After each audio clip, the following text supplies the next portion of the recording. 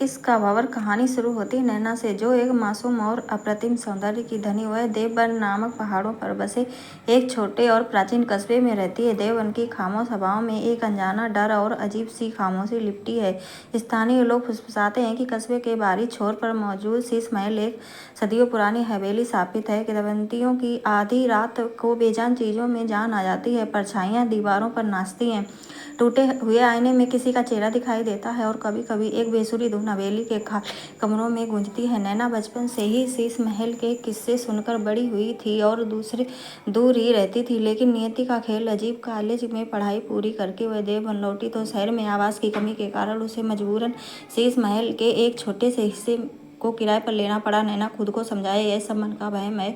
भूतों और आत्माओं का जिक्र सिर्फ किताबों और कहानियों में होता है। विज्ञान के दौर में अंधविश्वास की कोई जगह नहीं, मगर हवेली में उसकी पहली रात ने उसके विश्वास को हिला दिया। रात के सन्नाटे में उसके बंद कमरे के दरवाजे पर किसी ने धीमी नपी तुली दस्तक दी। जब उसने हिम्मत करके दरवाजा खोला तो सामने कोई नहीं था सिवाय एक तेज ठंडी हवा के झोंके के, जिसने उसके रोंगटे खड़े कर दिए। अगले दिन सुबह ही उसकी मुलाकात आर्यन से हुई। आर्यन उसी कस्बे का निवासी था, मगर वह सबसे अलग था। उसकी आंखें समुद्र सी गहरी, जिसमें एक अजीब सा दर्द, सदियों पुरानी उदासी झलकती थी। वह बहुत कम बोलता था और उसका शांत स्वभाव, रहस्यमयी स्वभाव उसे किसी अजनबी दुनिया का प्राणी बनाता था। आर्यन ने नैना को हवेली के बारे में गंभीरता से चेतावनी दी, लेकिन नैना ने मुस्कुराते हुए, आर्यन मैं इन पुराने किस्सों पर यकीन नहीं करती। इसके बाद नैना और आर्यन की मुलाकातें एक नियति बन गई। आर्यन हर छोटी बड़ी चीज में नैना की मदद करता, उसके साथ घूमता और उसका अकेलापन दूर करता। नैना को धीरे धीरे महसूस हुआ कि इस रहस्यमयी लड़के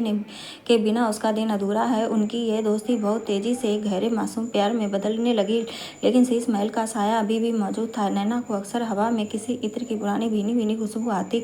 वह टूटे हुए झूमर से लटके किसी घूंघट वाली परछाई को देखती और कई बार रात को उसे किसी स्त्री के सिसंगने और पायल की खनक की आवाज़ सुनाई देती थी। उसे लगता था जैसे कोई हर पल उसे देख रहा हो, उसके हर कदम को माप रहा हो। एक शाम नैना ने हिम्मत करके हवेली के सबसे पुराने और वीरान किस्से का ताला तहखाना का रास्ता खोज निकाला। धूल और जालों के बीच उसे एक लोहे की संदूक, एक पुरानी चमड़े की जिल्द वाली डायरी मिली। डायरी के पीले पन्नों पर लिखा था, मैं जैनब, इस शीश महल का बेगम। मेरे शौहर ने मुझे दौलत के लिए शादी की, मेरे प्यार में मोल उसने धोखे से चुकाया और मुझे इस महल की तनहा दीवारों में दम घुटने के लिए छोड़ दिया। आत्मा अपने एक सच्चे निस्वार्थ की तलाश में भटक रही थी, ताकि इस उम्र कैद से हमेशा के लिए आज़ाद हो सकूं। यह पढ़कर नैना के हाथ कांप उठे।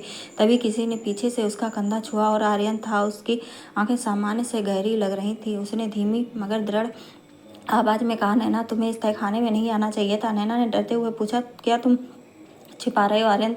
तुम मुझे हर बार क्यों रोकते हो? धीरे धीरे भयानक सच्चाई सामने आने लगी। आर्यन कोई साधारण इंसान नहीं था। वह जैनब का बेनाम सच्चा प्रेमी था, जिसने कई सदियों पहले जैनब की खबर सुनकर इसी महल में अपनी जान दे दी थी। उसकी आत्मा से इस महल में जैनब की आत्मा से भी पहले से ही कैद थी। उसे किसी को नुकसान पहुंचाने के लिए शक्ति नहीं थी। वह बस दुनिया से मुक्त होना चाहता था, और वही मुक्ति उसे तभी मिल सकती थी जब कोई मासूम और निस्वार्थ दिल उससे सच्चा प्यार करे। पर नैना पर रहस्य बिजली बनकर गिरा। जिसे उसने अपना जीवन साथी मान लिया था, वह तो एक अधूरी रूह था, एक भटकती हुई छाया। नैना का दिल दिमाग दो हिस्सों में बट गए थे। क्या एक इंसान आत्मा से प्यार कर सकता है? क्या उसका यह रिश्ता सिर्फ एक भ्रम है? जैसे जैसे दिन गुजरते नैना दिल दिमाग पर जीत हासिल कर लिया। आर्यन इंसान नहीं था, मगर उसका साथ एक ख्याल रखना, उसका सच्चा प्यार पवित्र था। वह हर पल उसे बचाए रखता और हर बार कहता, नैना, मुझे बस तुम्हारा प्यार चाहिए। वह एहसास जो मुझे इस अनंत इंतजार से आज़ाद कर दे। एक बार आज़ाद होते ही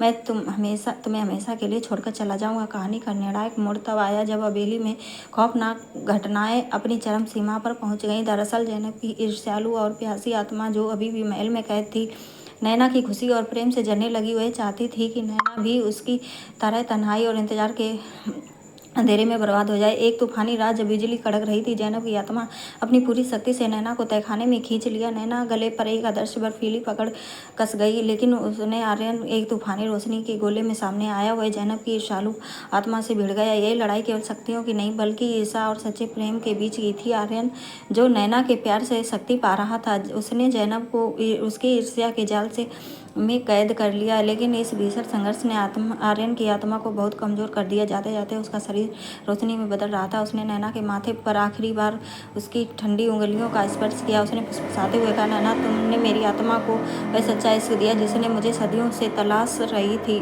वह अब मैं इस भंवर से मुक्त हूँ। तुम्हारा इंतजार खत्म हुआ और मेरा भी। आर्यन की आत्मा एक सुनहरी रोशनी बनकर शीश महल के सबसे ऊंचे शिखर पर अंतरिक्ष की ओर हमेशा के लिए गायब हो गई। नैना टूट गई। उसकी आंखों से आंसू बह रहे थे, मगर उसके दिल में एक अजीब सा सुकून था। उसने अपने प्यार को मुक्ति दिलाई। कहानी यहीं खत्म नहीं होती, लेकिन आखिरी सीन नैना अभी भी शीश महल में रहती, उसके प्यार की यादों के साथ। एक शांत दोपहर वह अपनी खिड़की के देवबन के पहाड़ों को देख रही थी तो हवा के ठंडा झोंका आया। उसे ऐसा लगा जैसे कोई उसके काले खुले बालों को धीरे से छूकर कह रहा हो, तुम्हारा इश्क मेरे साथ है नैना, और मैं हमेशा तुम्हारे पास हूँ। क्या आपको लगता है नैना कभी देवबन को छोड़कर किसी और जगह